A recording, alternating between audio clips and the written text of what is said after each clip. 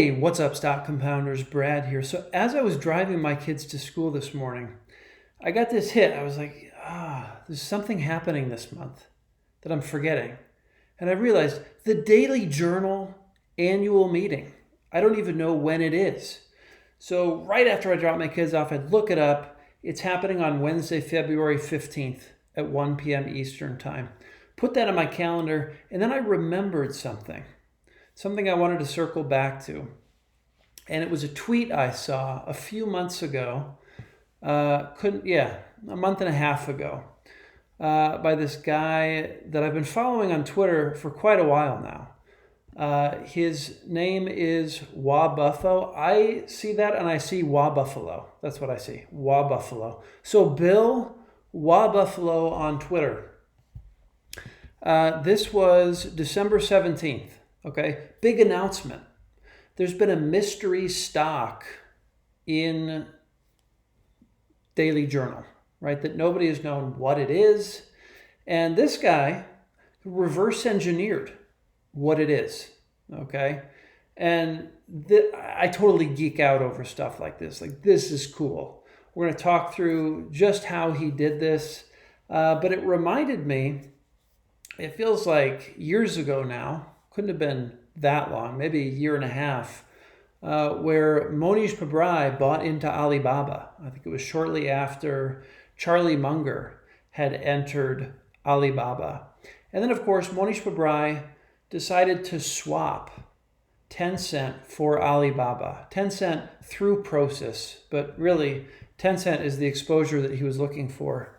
And it appeared through Daily Journal that there was no such swap, right, for Charlie. Charlie maintained his position in Alibaba this whole time.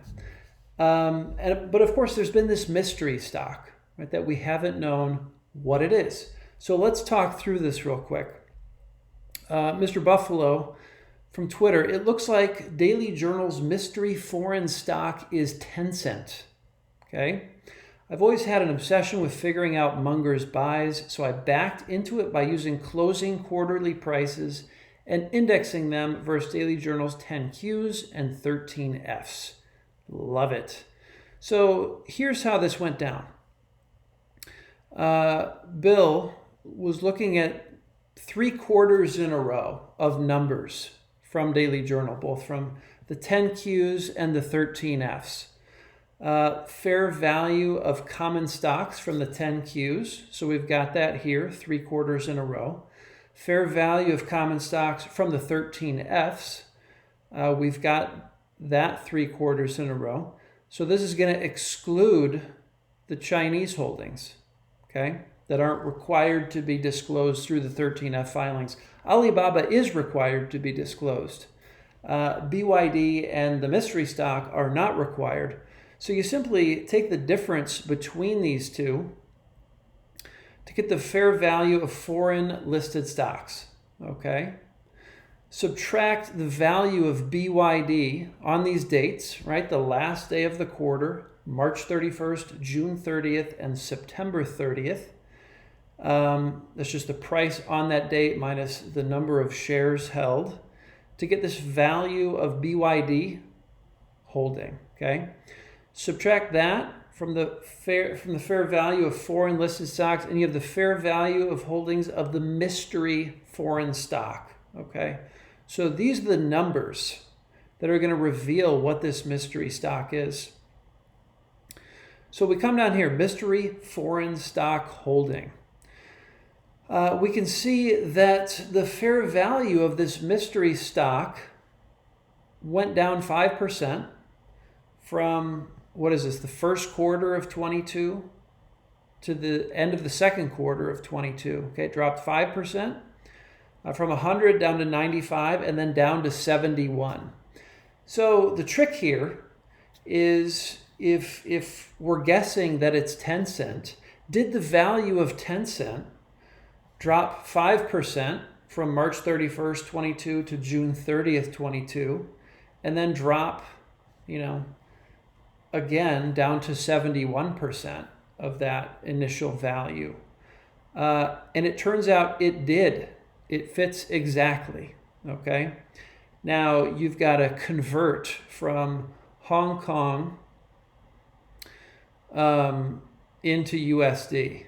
Okay. So there's a foreign exchange factor that's applied to get these exact percentage changes associated with this mystery foreign stock. So this is cool. Like, I really like this. This is good stuff here.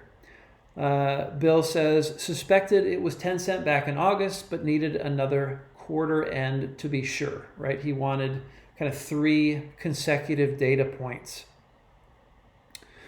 What else? Of course, this whole methodology only works when Munger forgets the password to the Daily Journal trading and margin account and doesn't buy or sell anything for a couple quarters. Munger's pretty good at not buying or selling things for a long period of time. So that makes this much more doable. If there were a lot of activity each quarter, this probably wouldn't be feasible. So yeah, that's pretty cool. Now, so this was December 17th, 2022. 2 days later, okay, our friend Wa Buffalo, I understand it's Wa Buffalo, but I like calling it Wa Buffalo. It contains, the 10K came out just a few days later. It contains some comments regarding the marketable securities portfolio. The first says that Daily Journal owns just one security that is denominated in Hong Kong dollars. Does that mean the Tencent idea is no longer valid? Okay, potential issue here. Sorry, it's a little bit of a delay. At times, the company may hold marketable securities denominated in currencies other than the United States dollar. When it does, the company may be at risk for significant fluctuations in the applicable foreign currency exchange rates, which would affect the profitability of such marketable securities. The company currently owns one such investment that is denominated in Hong Kong dollar. Of course, we already have one, right? We already know that BYD is in the Daily Journal marketable securities portfolio. So does this mean Tencent is ruled out? No, and here's why.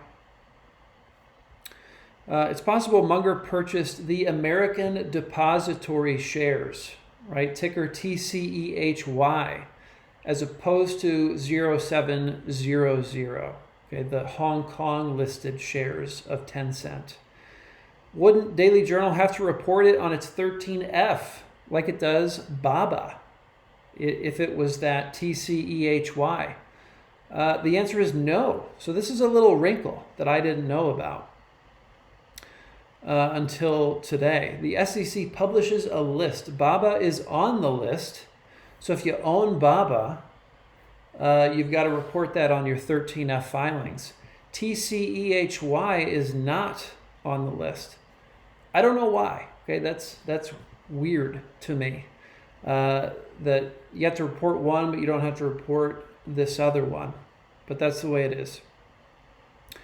Munger purchasing Tencent is still operational because he likely purchased the American Depository shares that aren't reportable on the 13Fs versus the Hong Kong listed stock. Okay, so even though Daily Journal owns Tencent, it's not denominated in Hong Kong dollars. There's another 10K comment. What is this? As of September 30th, the end of Q3 2022, the company's holdings of marketable securities were concentrated in just 8 companies. Okay? 8. Is that consistent with what we know of what Daily Journal owns? We know of 7 stocks owned: Wells Fargo, USB, BAC, PKX, which is POSCO, Alibaba, Tencent, BYD. What's the other one?